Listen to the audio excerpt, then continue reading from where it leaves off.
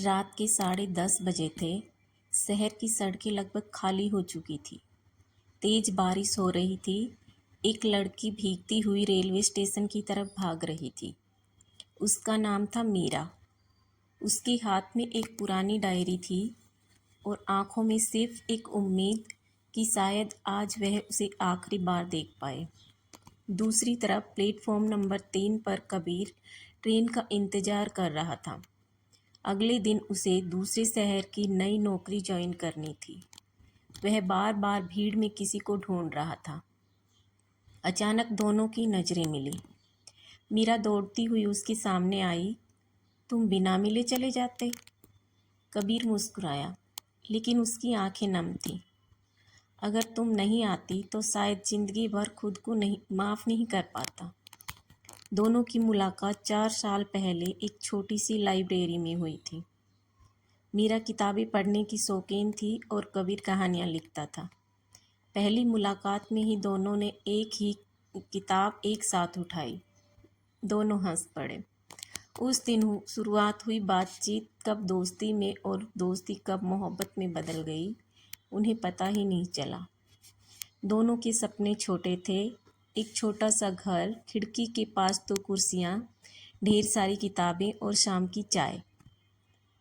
लेकिन जिंदगी को कुछ और ही मंजूर था। कबीर के पिता अचानक बीमार पड़ गए। घर की सारी जिम्मेदारी उसके कंधों पर आ गई।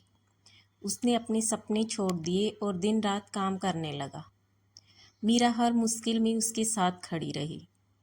एक दिन उसने कहा, कबीर, पैसे कम हो सकते हैं, लेकिन हमारा साथ कभी कम नहीं होना चाहिए। कबीर ने उसका हाथ पकड़कर कहा, मैं तुमसे एक वादा करता हूँ, चाहे कितनी भी मुश्किल आ जाए, मैं तुम्हारा हाथ कभी नहीं छोड़ूंगा।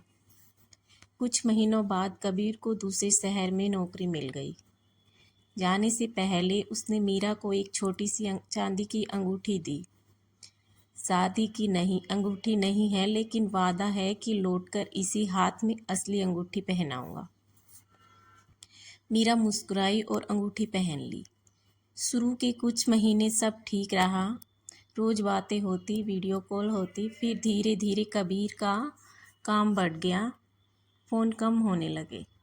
मीरा इंतज़ार करती रही। एक दिन उसने कॉल किया, लेकिन नंबर बंद था। दूसरे दिन भी, तीसरे दिन भी। 1 महीना बीत गया। 2 महीने, 6 महीने, कोई खबर नहीं। घर वालों ने मीरा की शादी तय कर दी। मीरा ने साफ मना कर दिया, मैं किसी और से शादी नहीं कर सकती। सबने समझाया कि कबीर शायद उसे भूल चुका है, लेकिन मीरा का दिल मानने को तैयार नहीं था। ठीक 1 साल बाद उसके घर एक पार्सल आया। उसमें वही डायरी थी जो कबीर हमेशा अपने साथ रखता था। पहले पन्ने पर लिखा था, अगर ये डायरी तुम्हारे हाथ में पहुंची है तो इसका मतलब मैं खुद नहीं आ पाया। मीरा के हाथ कांपने लगे। उसने पढ़ना शुरू किया। डायरी में लिखा था, जिस दिन मैं नए शहर पहुंचा उसी रात मेरा एक्सीडेंट हो गया। कई महीनों तक अस्पताल में रहा। जब होश आया तो याददाश्त चली गई। मुझे अपना नाम तक याद नहीं था। धीरे धीरे सब याद आया, लेकिन तब तक बहुत देर हो चुकी थी। डॉक्टरों ने बताया कि मेरे दिल की बीमारी अब आखिरी स्टेज पे है। मैं तुम्हें अपनी तकलीफ़ देकर तुम्हारी ज़िंदगी रोकना नहीं चाहता था, इसलिए दूर रहा। लेकिन एक बात जान लो, मैंने हर धड़कन में सिर्फ तुम्हें ही चाहा है। डायरी के आखिरी पन्ने पर लिखा था, अगर कभी स्टेशन पर बारिश हो तो वहाँ ज़रूर आना। शायद हवा के किसी झोंके में मैं तुम्हें महसूस कर सकूं। मीरा फूट फूट कर रोने लगी। अगले ही दिन वह उसी स्टेशन पहुंची। बारिश हो रही थी। वह घंटों उसी बेंच पर बैठी रही जहां वे आखिरी बार मिले थे। तभी एक छोटा सा बच्चा उसके पास आया। उसने एक लिफाफा दिया। एक अंकल ने कहा था, अगर बारिश में सफ़ेद दुपट्टे वाली दीदी आए तो ये उन्हें दे देना। मीरा ने कांपते हाथों से लिफाफा खोला। उसमें सिर्फ एक लाइन लिखी थी, मैं अपना आखिरी वादा नहीं निभा पाया, लेकिन मेरा प्यार कभी अधूरा नहीं रहेगा। उस दिन के बाद मीरा ने शादी नहीं की। उसने कबीर का सपना पूरा किया।